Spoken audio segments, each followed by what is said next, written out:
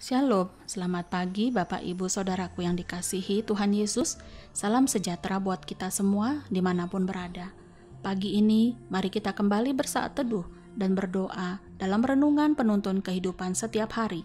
Kiranya damai sejahtera Allah dan tuntunan Roh Kudus menyertai kita sepanjang hari ini. Tema renungan pagi ini, hidup perlu reformasi. Nats Alkitab terdapat di dalam Matius 1 ayat 23. Demikianlah firman Tuhan. Sesungguhnya anak darah itu akan mengandung dan melahirkan seorang anak laki-laki, dan mereka akan menamakan dia Immanuel, yang berarti Allah menyertai kita. Bapak, Ibu, Saudaraku yang dikasihi Tuhan Yesus, bulan Natal biasanya bulan yang paling ditunggu-tunggu oleh umat Kristen di mana saja. Banyak orang mulai sibuk memikirkan rencana dan acara yang akan dilakukan pada hari Natal, termasuk juga gereja. Tetapi pagi ini marilah kita melihat kembali ada apa dengan Natalnya umat Kristen dan mengapa kita perlu untuk merayakannya. Saudaraku, tahukah bahwa esensi Natal terletak bukan pada kegembiraan dalam menyambut Natal ataupun perayaannya. Tetapi baiklah kita mengerti mengapa Allah harus datang ke dunia dalam rupa Yesus Kristus, yaitu supaya dosa seluruh umat manusia dapat ditebusnya, umat yang percaya di dalam namanya. Itu sebabnya bagi kita yang mengerti esensi ini, perayaan Natal merupakan momen bersyukur, momen reformasi, dan momen berbagi. Saudaraku, mengapa Natal adalah momen untuk bersyukur? Karena dalam Yohanes 3 ayat 16 berkata, "Karena begitu besar kasih Allah akan dunia ini, sehingga ia telah mengaruniakan anaknya yang tunggal, supaya setiap orang yang percaya kepadanya tidak binasa, melainkan beroleh hidup yang kekal." Ingatlah, karena kondisi manusia pertama yaitu Adam dan Hawa yang jatuh ke dalam dosa menyebabkan seluruh keturunannya mewarisi dosa. Akibatnya, relasi kita dengan Allah rusak, karena semua orang telah berbuat dosa dan telah kehilangan kemuliaan Allah. Roma 3 ayat 23. Itu sebabnya saudaraku, dalam momen Natal sepatutnya kita bersyukur, karena intinya Kristus datang ke dunia sebagai Immanuel, Allah beserta dengan kita, untuk membawa janji keselamatan bagi yang percaya kepadanya. Saudara, Natal juga merupakan momen reformasi. Adalah hal yang sangat baik jika kita dapat melihat lebih banyak lagi kehendak Tuhan bagi hidup kita dalam momen Natal ini.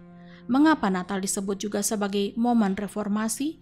Yaitu agar kita kembali mengalami kepada tujuan Allah, yaitu agar Yesus Kristus lahir di hati kita. Itulah reformasi kehidupan Kristen yang sejati, yang didasari dengan pertobatan dan kelahiran baru. Jadi saudaraku, maknai Natal dengan kesadaran akan Tuhan yang datang, yang lahir karena Dia sangat mengasihi kita, dan karena kerinduannya yang tidak ingin seorang pun binasa karena dosa. Dan yang terakhir, momen Natal merupakan momen untuk berbagi. Biasanya di hari Natal ada tradisi keluarga berbagi kado. Rupanya berkaitan dengan memperingati hari kelahiran Yesus, kado adalah bentuk ungkapan dari kemurahan hati dan sukacita di hari Natal. Momen ini juga dilakukan oleh banyak gereja, misalnya dalam bentuk Christmas charity atau kunjungan kasih kepada orang-orang yang tidak mampu, atau gereja-gereja di daerah-daerah. Tetapi kita jangan lupa saudara, bahwa berbagi di momen Natal juga merupakan momen menyebarkan kabar baik, momen untuk bersaksi. Seperti para gembala di padang yang mendengar kabar sukacita dari para malaikat. Mereka tidak menyimpan kabar sukacita itu untuk diri sendiri, tetapi mereka dengan penuh sukacita membagikan dan menyebarkan kabar baik tersebut yang telah mereka lihat dan dengar kepada semua orang yang mereka temui. Lukas 2 ayat 17-20. Saudaraku, marilah kita kembali menyadari, kembali mereformasi kehidupan rohani kita pada momen Natal tahun ini, bahwa memperingati kelahiran Yesus adalah mengingat kasih Tuhan bagi dunia dan secara khusus bagi umat yang percaya kepadanya. Kita boleh-boleh saja merayakan dengan pesta ucapan syukur, dengan pakaian baru, dengan hadiah, dan dengan keceriaan lainnya. Tetapi ingatlah selalu, tanpa kelahiran Yesus tidak ada penebusan dosa, dan tidak ada yang menjamin keselamatan kita sampai ke sorga. Amin. Mari kita berdoa. Tuhan Yesus, terima kasih buat Natal tahun ini, di mana kami kembali diingatkan bahwa kami harus memaknai Natal dengan mereformasi kehidupan kekristenan kami kepada tujuan-Mu, agar bukanlah perayaan secara daging semata-mata yang kami nikmati di hari Natal, tetapi kami mengingat kembali akan kasih Tuhan yang besar kepada kami. Terima kasih Bapa, terpujilah Engkau Tuhan Yesus Allah kami yang hidup. Amin.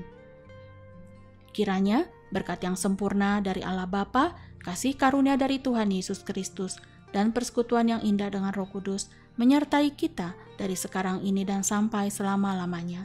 Maju terus dalam tuntunan Tuhan saudaraku, tetaplah semangat, sampai jumpa esok hari di penuntun kehidupan setiap hari, dan Tuhan Yesus memberkati.